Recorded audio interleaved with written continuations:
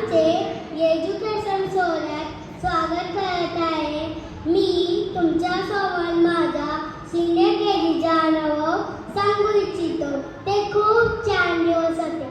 आम्ही खूप नवीन गोष्टी शिकलो, जसे की बाराखडी, चौदाखडी, टेबल, कलर्स आणि इत्यादी.